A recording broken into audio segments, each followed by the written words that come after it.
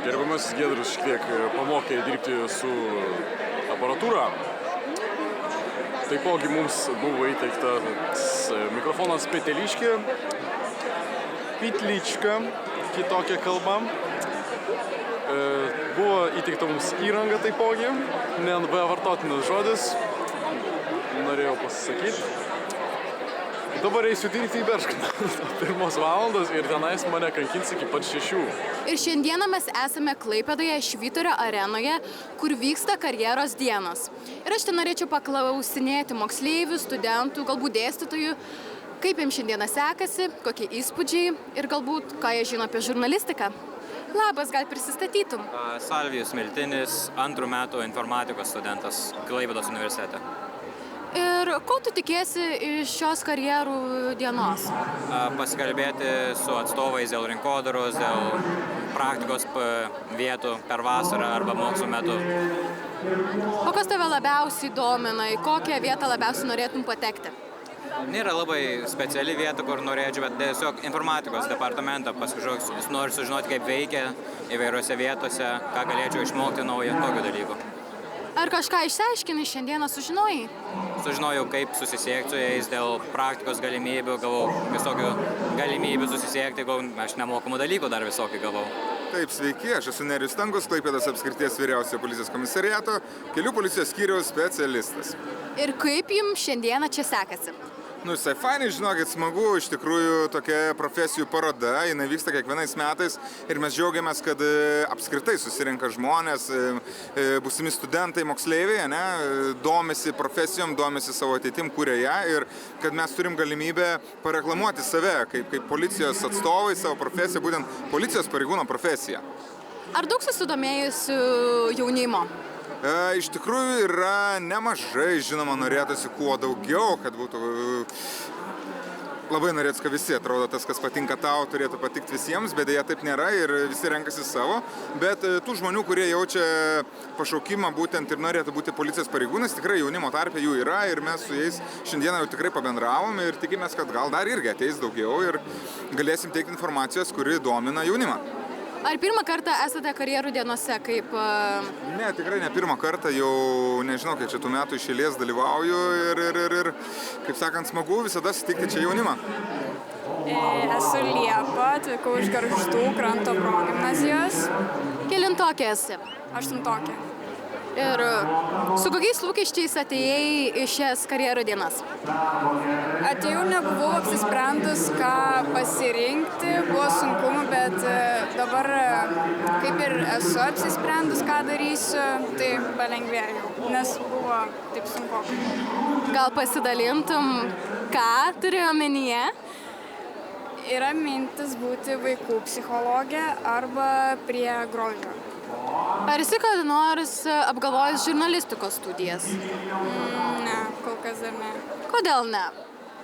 Nežinau, kažkaip man prie žurnalistų tai taip nelabai. Žinokit, šiemet pirmais metais dalyvauju, nežinau, kiek čia anksčiau susidomėdavau. Ar yra kažkokių lūkesčių, ko tikitės iš šių karjerų dienos? Nežinau, supažinint žmonės čia gal labiau civilinę saugą, kad apie priedangų dėl visų dabar viskas, žinot, patys kokia geopolitinė situacija. Aš esu Valdas Prišmantas iš Klaipėdos dienraščio Vakarų Ekspresas, naujienų portalo www.lt. Žurnalistas. Ar esate pirmą kartą karjerų dienose? Esu buvęs kaip lankytojas, esu buvęs kaip žurnalistas, o dabar, kaip matot, mes norim pasirodyti ir lankytojams patys. Tai šitoje pozicijoje pirmą kartą. Bet žinau, esu girdėjęs, man tas pavadinimas atpažįstamas. Ko tikitės šios dienos? Ko tikiuosi? Mūsų lūkesčiai, aš nesakau, kad jau pasiteisino, bet aš matau, kad jie pasiteisins. Dėl to, kad mes labai daug bendraujam su jaunimu. Mums tas yra labai svarbu. Mums gera žinoti, kad jaunimui labai svarbi informacija, svarbios naujienos ir, kas svarbiausia, patikimos naujienos. Tai mes jau pajutom per tą kiek čia, per valandą pajutom, kad mes turim apie ką kalbėtis ir kad ne tik pasakoti, bet ir atsakinėti į klausimus. Tas mus labai džiugina ir mūsų lūkesčiai pildosi. Ar daug jaunimo ateina susidomėjusių? Ar galbūt yra netgi pačių studentų žurnalistų, kurie priėjo prie jūsų?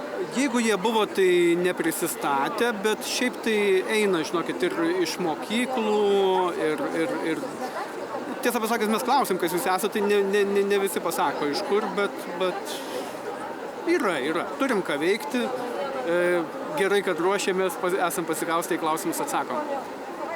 Aš Julija. Aš esu Dominika. Aš Izabelė.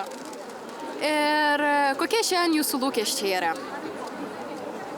Nežinau, norėčiau pamatyti, ką galima veikti ateityje, norėčiau pamatyti, kokią kryptį pasirinkti. Kokių yra galimybių kažką veikti, pavyzdžiui, per studentaujant, pavyzdžiui. Jo, įvairios įsidarbinimo galimybės iš tikrųjų domina mane, pavyzdžiui, medicina domina ir tikrai labai daug įvairių įmonių ir įstaigų, kurios man netgi padeda pasirinkti, kur studijuoti. Ir taip pat dar įvairios savanorystės labai domina, tai vat, labai daug galimybių, net sunku išsirinkti, kur norisi. Dar mane sudomino, čia labai daug savanorysčių siūlo, tai tikrai galima rasti, ką veikti laisvalaikiu. O pačią studijuojate, mokotės mokykloje dar? Mes abiturientės. Jo, mes visas iš tos pačios gimnazijos Žalyno Klaipėdos. Tai va. O gal jau yra kas domina, arba bent jau universitetas, kuris? Aš šiaip asmeniškai norėčiau išvažiuoti į užsienį, į galbūt Daniją. Danija atrodo labai toksai šiltas ir faina šalis, kurioje visai norėčiau galbūt studijuoti. Norėčiau galbūt į ekologiją, nes Lietuvoje šita sritis nelabai yra populiari ir nelabai yra išplitusi, kaip priešingai negu užsienio valstybėse. Tai va, jo.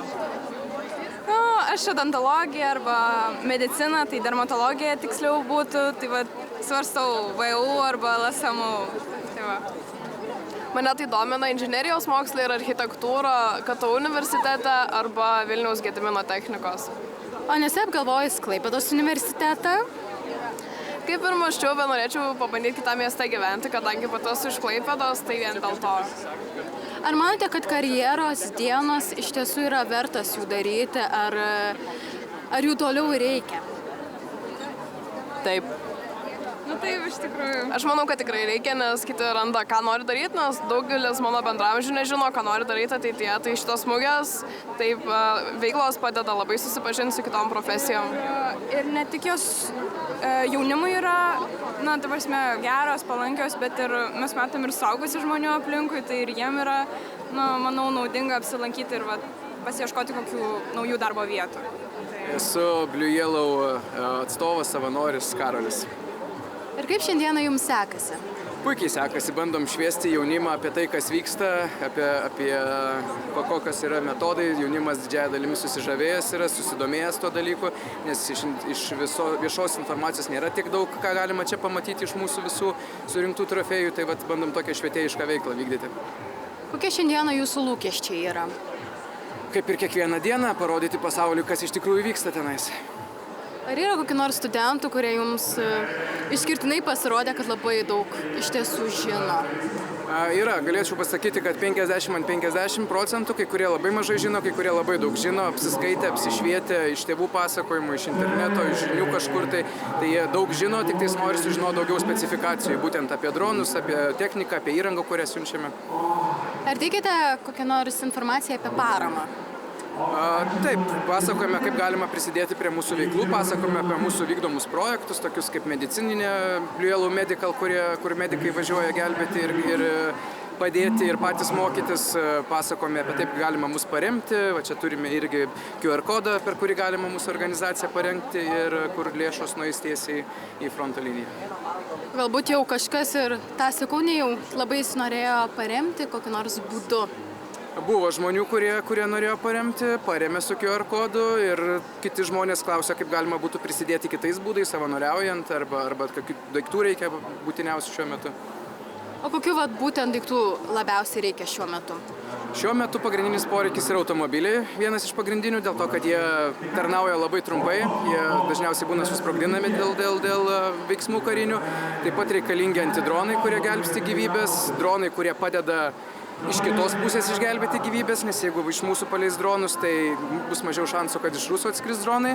Ir optika ir medicinės priemonės. Sveiki, aš esu Marta Turbutytė, esu iš Žemynos 9 klasės. Ir kokia studijos programa tave domina? Mane domina aktorystė ir nežinau, kol kas tik aktorystė domina, gal ir kitos veiklos, bet labiausiai aktorystė įstrigo į galvą šiuo metu. Ar tau šiandien sekėsi šiose karjerų dienose susipažinti su šia specialybė? Taip sekėsi.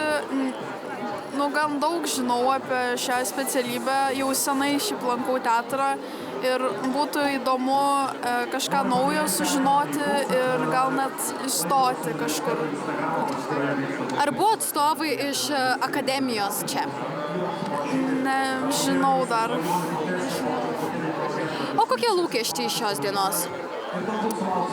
Nežinau, lūkesčiai tai gerai praleisti laiką, daug ko sužinoti, su daug kom pašnekėti ir tiesiog daug ko sužinoti, ko nežinau, naujo, ko dar yra. Mes esame mokiniai iš Ąžuolyno gimnazijos, Dovydas ir Majus. Taip. Kelintokai esate? 12-tokai. Galbūt esate išsirinkę kokią studijų programą norėtumėte studijuoti? Ne, kol kas kaip tik to ir atvykome pasižiūrėti, domėtis, daug įvairių minčių kyla, bet kol kas nėra aišku abiems tikrai. Ar manote, kad karjerų dienos iš tiesų jos reikia? Jau norėjau siūlyti, bet patys padėjo. Aišku, kad reikalinga, negalime apsimesti, kad nėra svarbus dalykas. Labai svarbus tokie renginiai. Jeigu neturi cigarečių tokie? Jo, iš mano asmeninės patirties aš jau 3 metus einu į karjeros dienas ir man tiesiog aš kiekvieną kartą vis labiau suprantu, ko aš noriu, bet ir be jų aš manau, kad negalėčiau niekaip išsisukti. Ir pavyzdžiui, šiandien yra kitokia nei praeitais metais ir manau, tas visa idėja, kad suryti darbus mokiniams ar šiaip jauniems suaugusiems yra tikrai labai gerai ir padedanti žmogui pačiam suvokti, ko jis pats nori.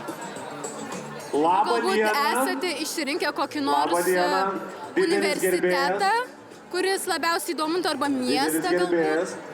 Na, kadangi iš šalies išvykti neplanuojame, tai didžiausi kandidatai yra Kauno bei Vilniaus universitetai. Labą dieną, Paulius. Klaipėdoje galbūt liksime, jeigu... Ką siūlot atvykusiems prie jūsų stendo? Studijos patinkamos. Rasite, kad nors pagalvoja apie žurnalistikos studijas? Ne, aš tikrai netinku tokiai sričiai. Aš asmeniškai niekada man nebuvo kilus tokia idėja, nes mokykloje to nelabai reklamuoja, nes vis tiek čia žurnalistika yra tokia labai specifinė sritis.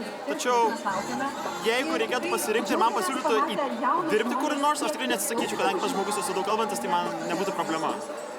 Supratau. Žinote, kad žurnalistiką studijuojant, tu gali dirbti ir policijoje, ir kurti filmus, ir rašyti scenarijus, ir keliauti, kelionių žurnalistiką. Labai plati savoka.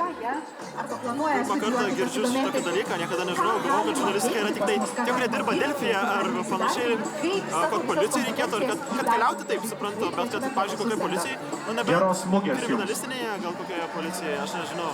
Ne kaip policininkas, bet su viešaisiais visais tais interesais. Tu vis tiek sėdi policijoje ir tu bendrauji su kitais žurnalistais, su viešąja erdve. Taip. Apie tokias rytis nesu girdėjęs. Atsimenu, gyvendavau prie Smiltės. Tai įdomu, žurnalistika reiškia yra daug plačiau, nei mes galvojame. Aš esu Lukas Becker. Kelintokas esi? 12-tokas. Kaip matau, esi prie žurnalistų stendo. Domina žurnalistika? Truputį, šiaip menas apskritai, bet kažkas link to. Jeigu nežinojai, žurnalistikos bakalaurą baigus gali stoti į režisūros magistrą. O ką tu planuoji, kokia meno sritis tave domina? Video montavimas šiaip man prie širdies ir šiaip grafinis dizainas, tokie dalykai, meniški. Tai labai, manyčiau, tinka su montavimu ir panašiai. O kas dar galbūt domina, arba koks nors universitetas? Nelabai dabar domėjaus taip, aš šiaip užsienį labiau žiūriu, bet nežinau, kaip dabar pasakojo jūsų kolegė, visai smagiai skamba ir pas jūs. Kokie lūkesčiai iš šios dienos yra, galbūt jau jie įvyko? Lūkesčiai iš mokyklos, sakot? Iš šios dienos karjerų dienos.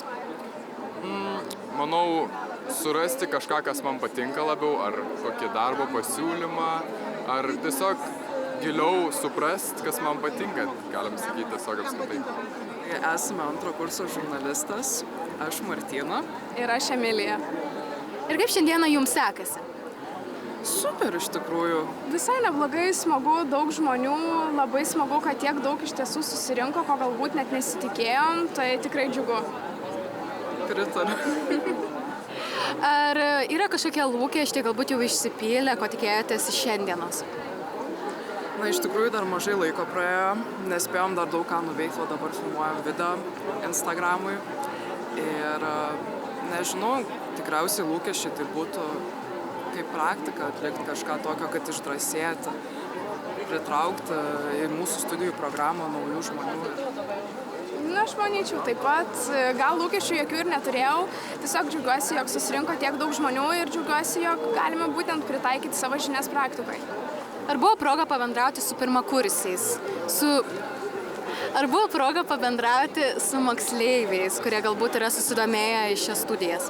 Iš tikrųjų, šiek tiek teko, kadangi vis klausėm, galbūt norite pažinti žurnalistiką iš arčiau.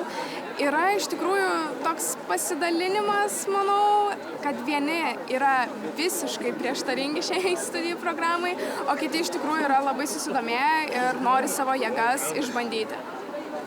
Aš esu Rimantė, gamtinės geografijos ir okeanografijos magistro studentė. Tai tiek apie mane. Kaip šiandieną sekasi? Labai gerai.